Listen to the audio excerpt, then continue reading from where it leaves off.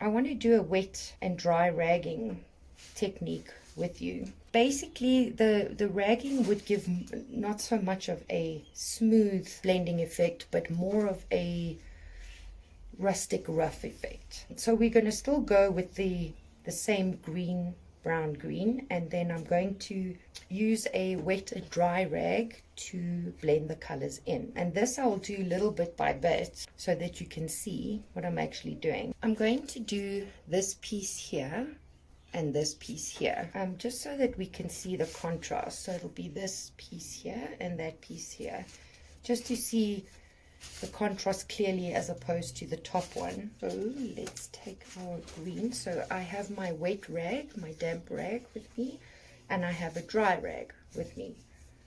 So you're going to use the rags as and when you feel, obviously, to get whatever texture you're looking for. Let's go ahead then. I keep saying green, it's really not a green, it's like a blue, but it's coming out green on the actual wood. So here we go.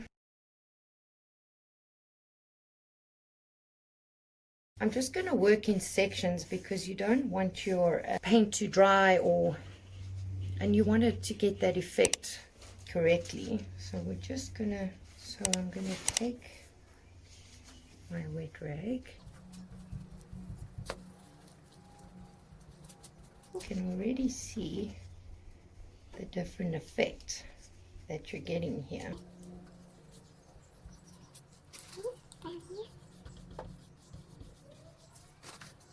And you almost just swirl it around, make it mix and blend in with your wet rag. You can make it work how you like, and you'll see how the different effects work with the ragging and the blending. So remember, we're going green, brown, green on this one, and then we're going to take more brown, that in, and then we're going to take our rag, wet rag, and we're just going to dab that, move it across, and also it gives a really nice different effect as opposed to the actual straight brush blending technique. And you just simply go over it and texture it to however.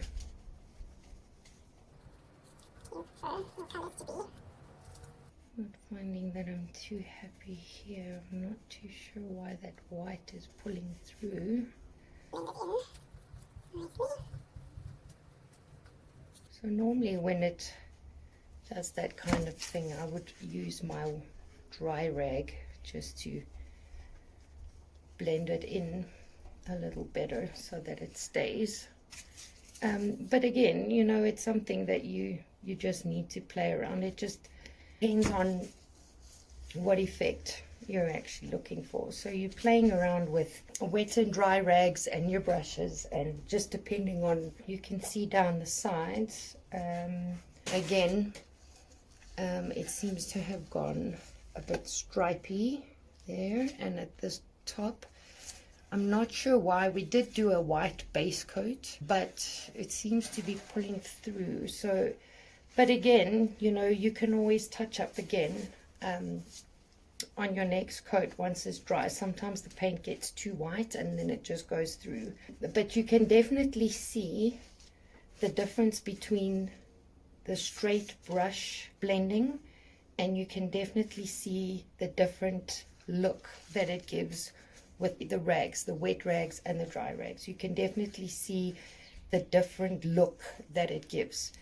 The rags give more of a rustic, rough sort of look, and the other one is definitely a smoother look.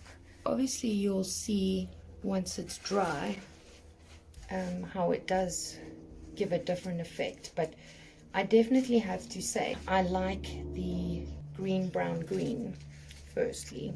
It just doesn't seem to be too overwhelming, but you'll see as you play along, you'll start getting different feel of, you know, your paints and how they're blending. There is no right or wrong way. Like I said, I just play until I actually get the effect that I want on these sort of techniques. I personally prefer the rag look as opposed to the straight look. Both techniques on these colors looks great. Like, I think they're all nice. I think they all look great.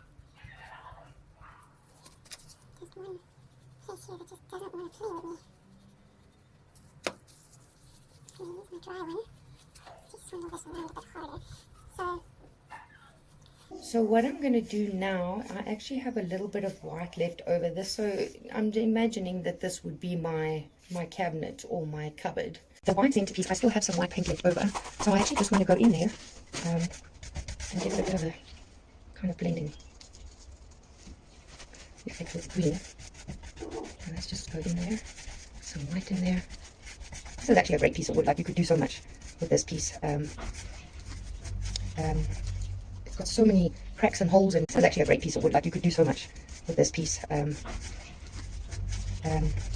It's got so many cracks and holes, and like just so much character in it. I think it would be great if it really was a for real cupboard. I think it would be so awesome to work with this. Oops. Okay. And what I want to try and do here, let's hope I don't make a blunder of this, because this is basically what these videos are about. My blunders, my leaps and blunders. I'm just going to go in all different directions for a technique. And then I want to just get this cloth wet again. So I'm just putting it in some water and making it just a bit wet. So I'm looking for my dry cloth. And we're just going to go around and try and blend those colours in so it's not so...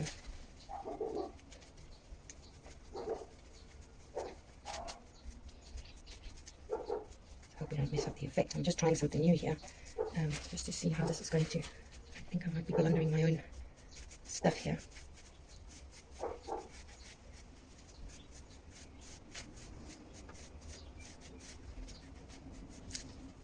Okay, let's try a dry cloth. Trying to not get too much white going here. You can just keep turning your cloth, turning it until you... so that you don't get, you know, the whites mixed in there. Again, it just depends what kind of look you're looking for. I just needed to do a second coat in here.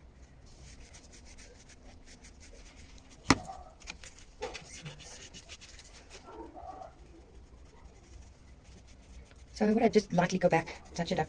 You can take away or add as much color as you like. It's entirely up to you. It's obviously, again, just the effect that you're looking for. It really is entirely up to you.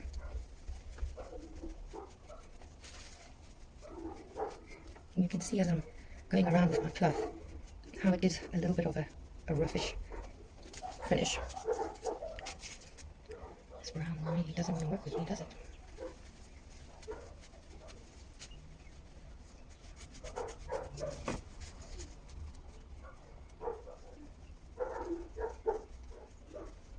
Yeah, you just lightly push your paint to where you actually want it.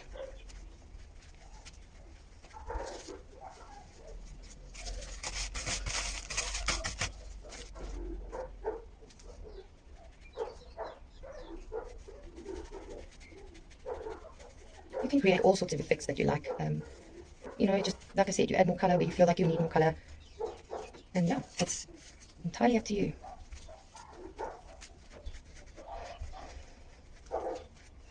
So I don't know if this is really going to go with colors of my kitchen. But once this is dry, we will have to just go and see how these colors blend in and if they're actually going to work with me. And if they do, I most certainly will